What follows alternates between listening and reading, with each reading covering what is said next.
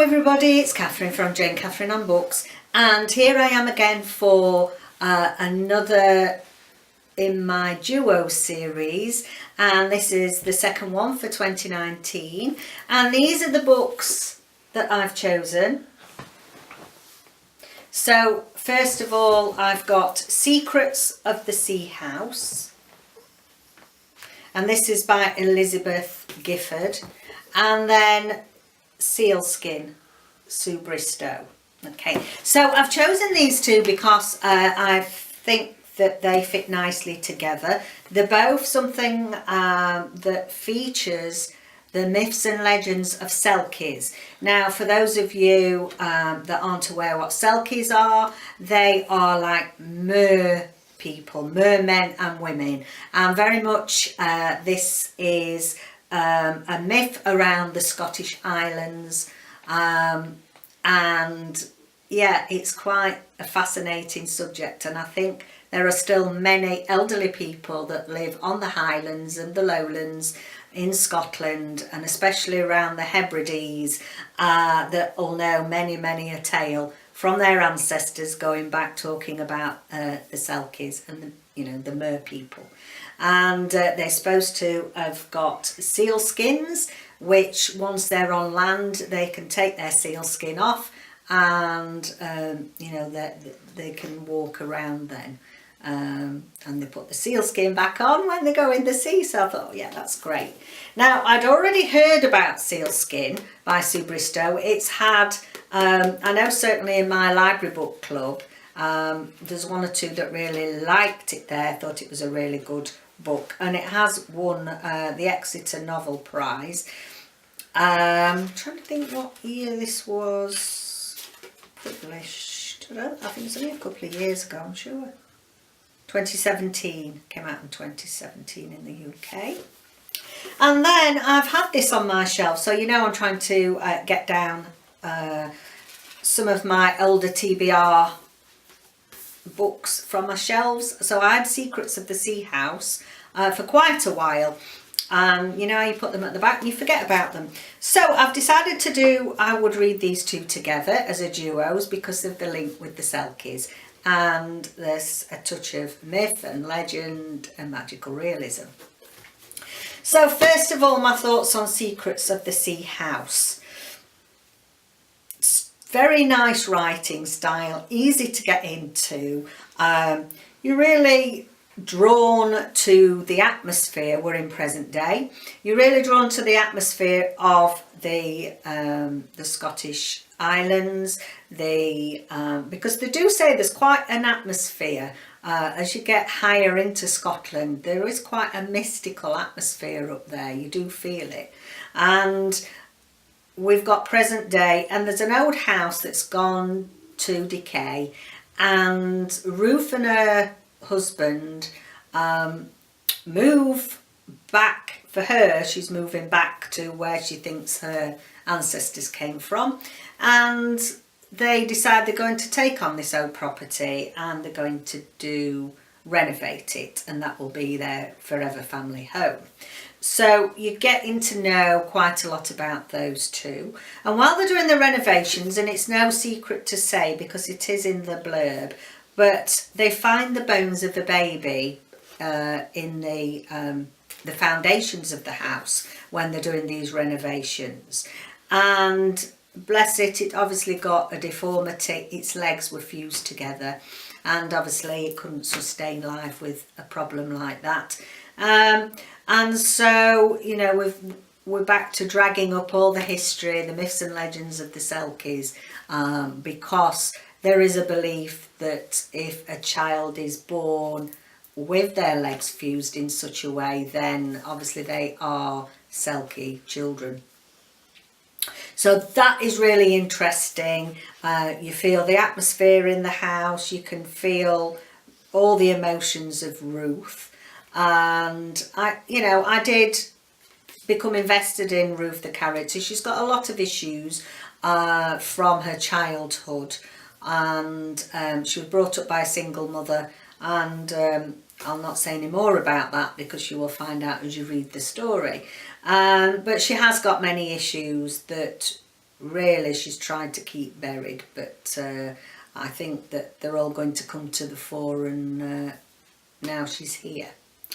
So then we flip back. So you're really drawn in and really enjoying it. We then flip back to 1860, and the house is obviously occupied. It's not derelict. There's a church type, convent type church not far away, and we have the Reverend Alexander Ferguson, who lives in this house, and you get to know about him and you get to know his backstory and things that have happened on the island and surrounding islands back in the 1800s.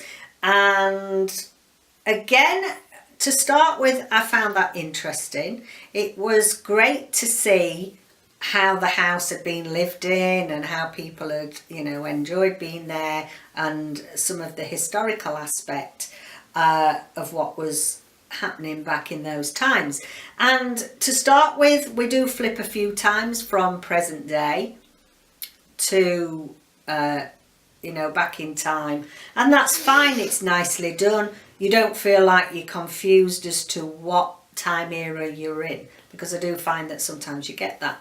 However, it started then going downhill from then on, sorry for me, because we ended up back in time more often than not, and it became very monotonous to me. It was just monotonous and boring, and I kept thinking, right, okay, when are we going to go back to present day? When is this going to have an impact, a big impact, what's happened in the past in present day? And I never really felt that it did that enough for me, shall we say. I think that I was wanting more from having the split time narrative. I was wanting more from what we learnt about in the past. I was wanting then that to be more impactful on present day. It is to a certain extent, and it does give you a few answers, but for me, the ending wasn't satisfactory. I felt that there were many issues that, certainly for present day, for Ruth, I don't think her story was altogether resolved. It was sort of resolved, but very quickly, very basically. And this, she got many problems that she's had for many years, and I don't feel that they were what's the word? I didn't feel that I got proper closure in the ending for that. And I started to just lose interest in it, to be honest. I did finish the book. I only gave it 2.5, unfortunately. Mainly reasons for plot. I think that the atmosphere, I do think that was very well written, the atmosphere. You could imagine yourself there.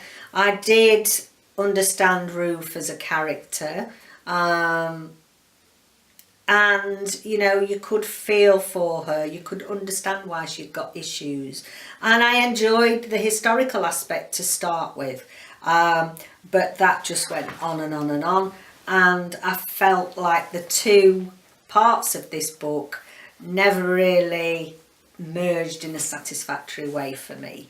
So I don't think the writing is bad. I can't say that I didn't enjoy it in parts.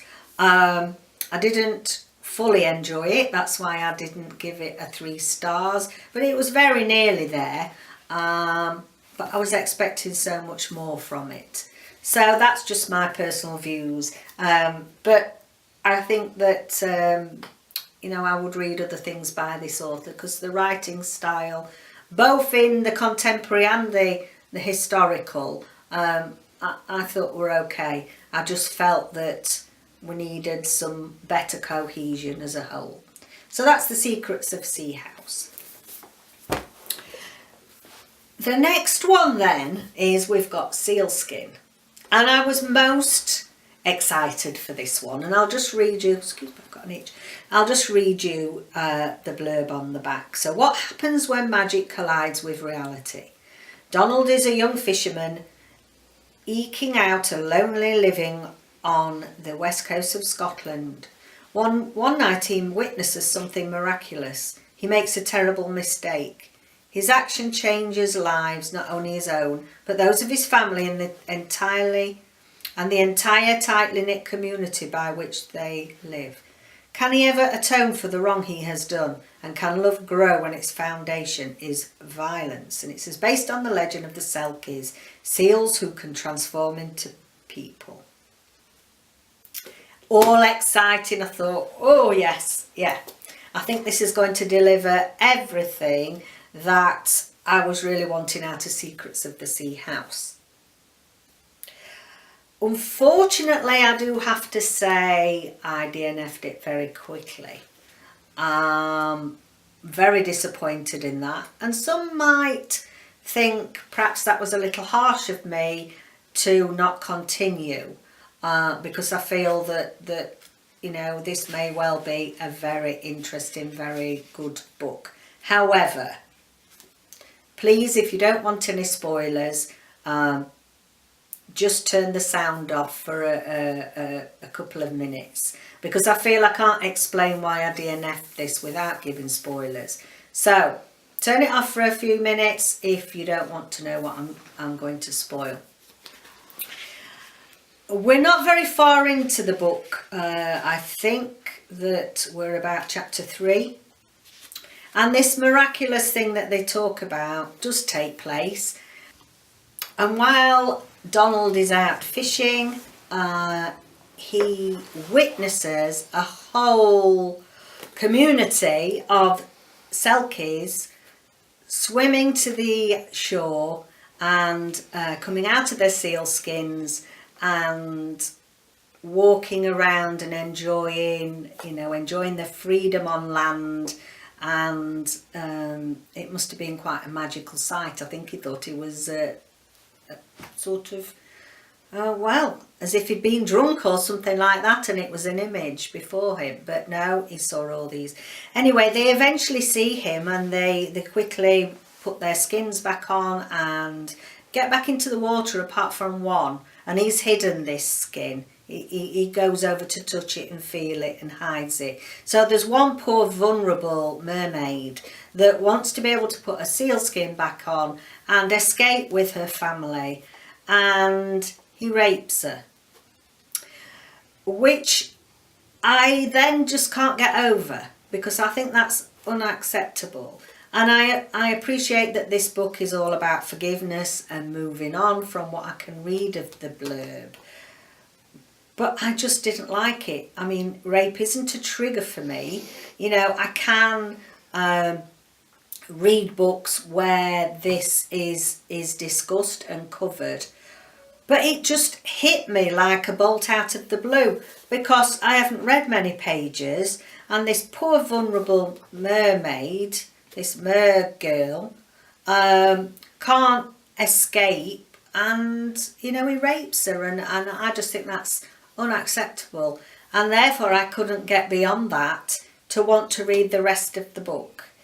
So that is the reason why I DNF'd it. If that hadn't have happened, if we'd have just had, you know, if it had just hid her seal skin and she had to go hunting for it or whatever, or, you know, she died, say, because she couldn't find a seal skin, then I could have carried on with the book, and we could have found out all about, you know, how people can get over something wrong in their lives and have a turnabout. I just couldn't get back past the fact that he raped somebody that was vulnerable. So I'm hoping I've only said so once this time. I've been really conscious of trying not to say so much. Anyway, there's the duos that I've finished, completed, both about Myths and Legends of Selkies. Let me know if you've read either of those, and see you again next time. Bye for now.